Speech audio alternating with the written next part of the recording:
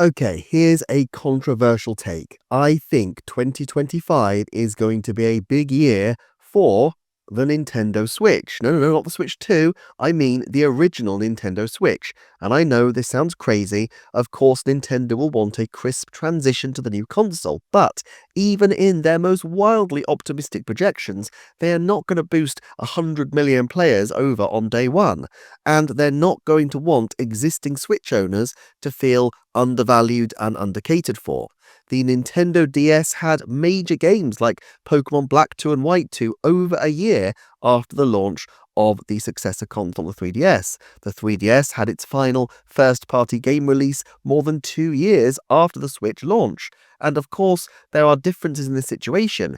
Here, this is Nintendo's only console, so they will want the transition to be as fast as possible, but backwards compatibility means keeping a steady cadence of Switch titles is fairly low stakes for them, since they can always be played on the Switch 2 anyway, especially if they can be dual releases with the Switch 2. Remember, the 3DS had a very healthy array of games in 2017, including 4 different Mario titles, and although 2018 was slightly quieter, it still had a fair amount to show for itself.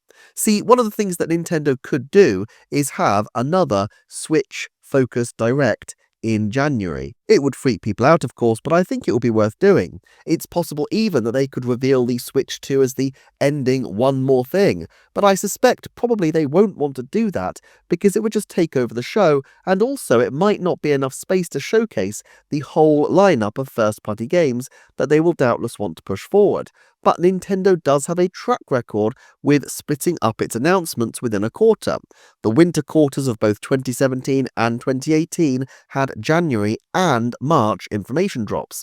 I'm sure it would freak out the internet if Nintendo announced a January Direct and said that there will be no mention of the Switch successor in this presentation, but think of it from their point of view. They want to convey that yes, they have a new system to talk about, but this financial year is still all about the classic dear old Nintendo Switch. If you've been a loyal Switch owner for 8 years, it's still a great console. If you're one of the over 10 million people who have climbed on board the ecosystem in the last year, you will still be supported for a long time to come. They cannot afford for Switch to fall off a cliff just so they can boost Switch 2. So I think there's a good, maybe 50% chance that we will see another Switch exclusive Direct, which will be the equivalent of the September 2016 3DS Direct. The Direct that says, yes, there's new hardware coming, but oh boy, look at what this thing can still do.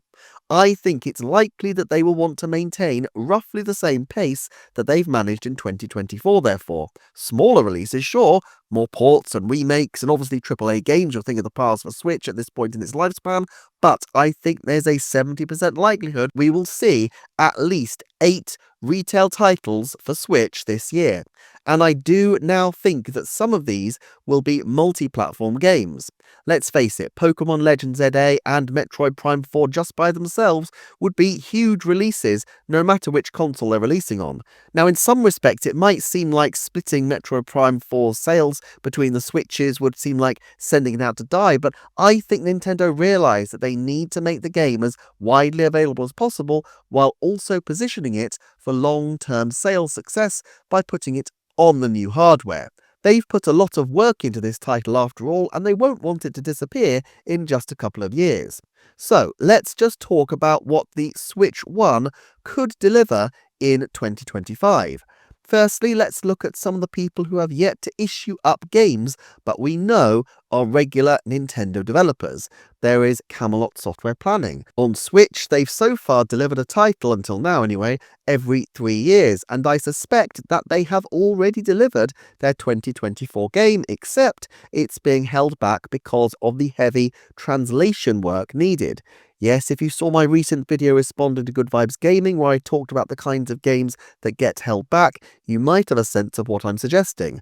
I think they've gone back to the only regular franchise besides tennis and golf that they've ever worked on for Nintendo, which is Golden Sun. I just don't think Nintendo needs a Mario Tennis now or even in the short term, and so I think Camelot's next game after this will be Mario Tennis in June 2027, but for now, I think 50% at least we will see Golden Sun this year, and yes, it will be an absolute moment of pure hype. Less hype, but still significant, would be Mario Baseball. I've talked before on my Bandai Namco videos about the group behind this series. I think there is a good chance that they may indeed be working with their old boss Masahiro Sakurai on a port of Kid Icarus Uprising, but I think Nintendo needs a steady cadence of Mario releases, and especially on their older consoles. 3DS had 4 Marios a year each in 2016 and 2017, with 2024 having had 4 Mario games on Switch. I see 2025 as likely to follow suit, especially given it's an anniversary year.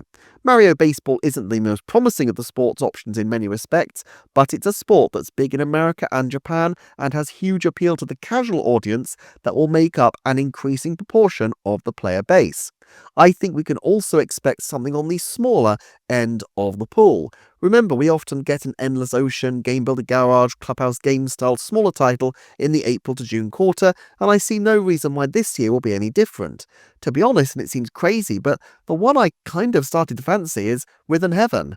I think we're on very low odds here, maybe 30% chance max for the next couple of years, because it seems like it would need a new dev team and possibly even new people at EPD.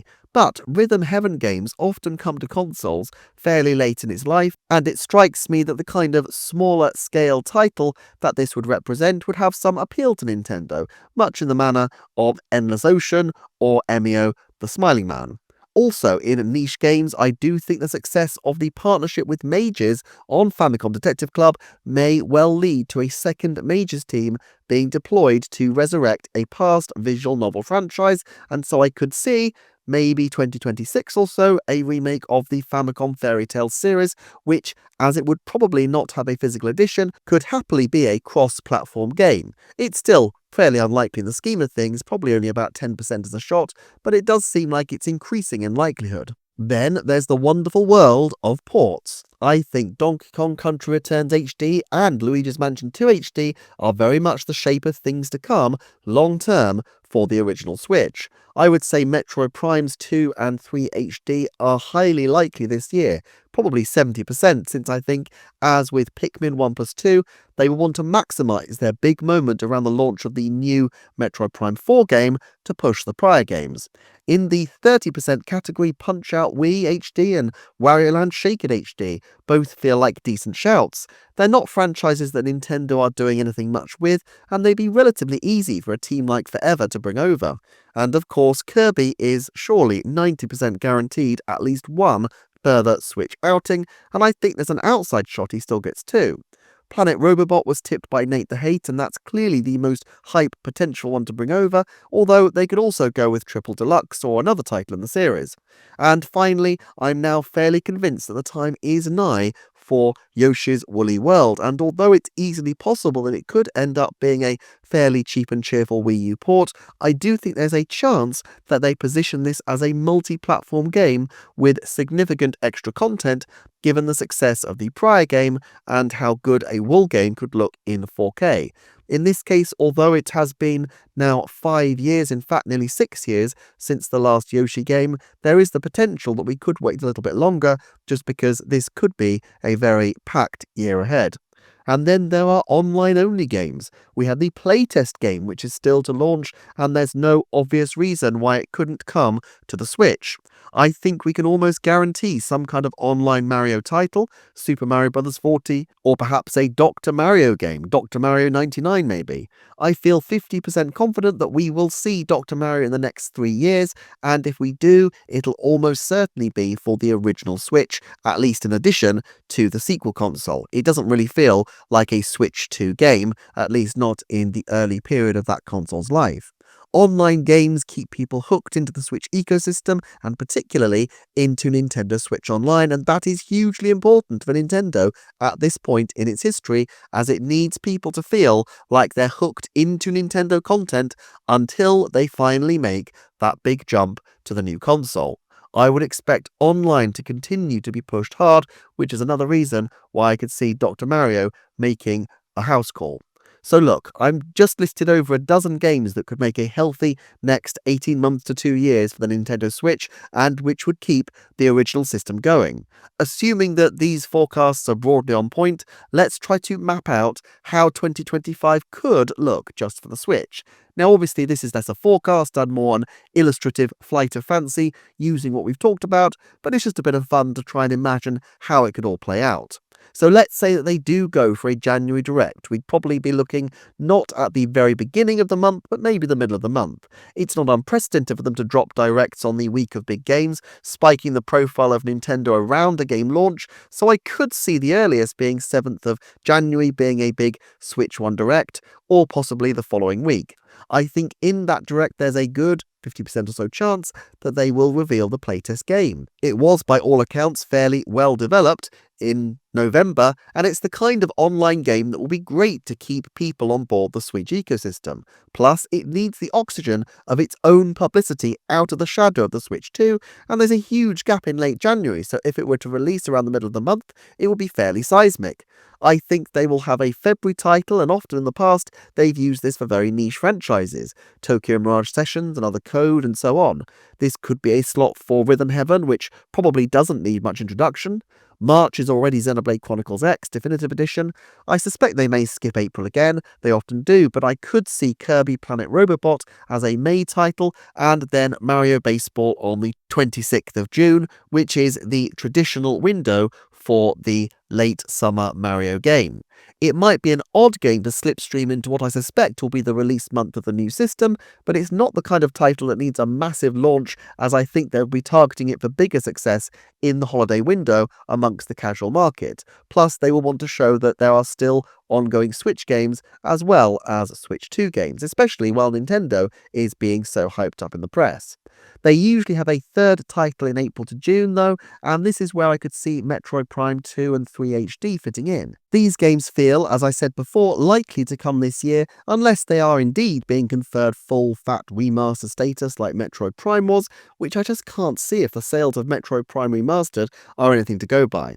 However, while with Pikmin 1 and 2 they dropped the games quite close to Pikmin 4's release, it stands to reason that they may wish to give a bit more build-up to the Metroid Prime games, as these have more of a narrative focus.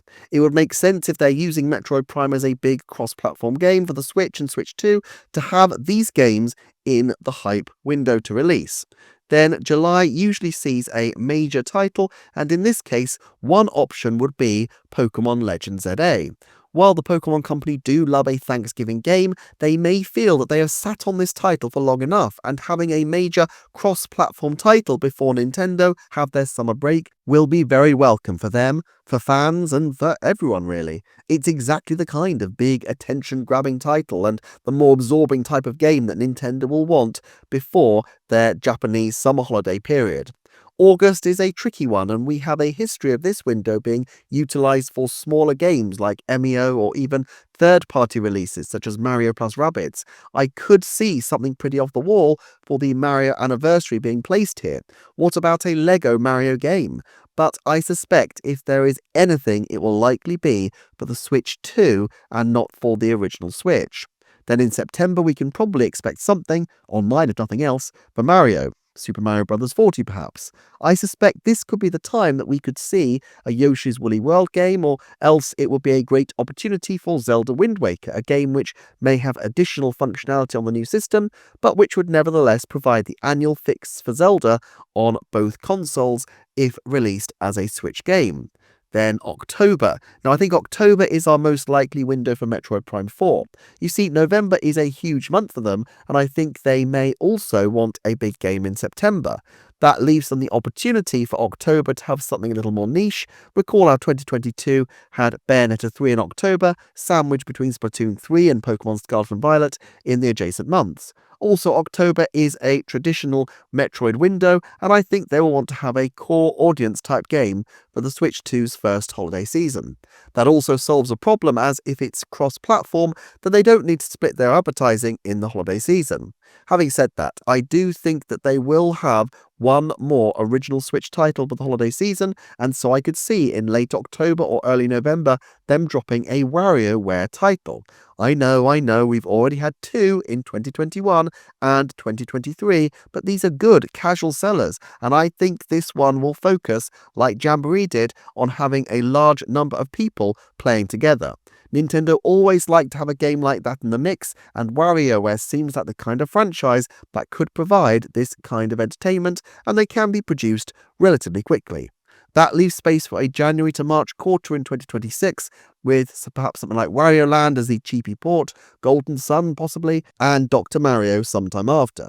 Okay, look, the specific Jenga tower of how all these titles build on and intersect with each other won't be anywhere near accurate, but you can see that it's plausible to have a very strong year for Switch 1 just off the existing momentum and tapping a few studios who have been very quiet for a long time but aren't generally known for top-tier content. What about the Switch 2 of things? Well, I'm going to come back to that another time, but for now, I'm going to say, why not check out these videos on screen for more? Thanks as ever for watching, thanks especially to my Patreon supporters, and I shall see you next time for another Nintendo Forecast.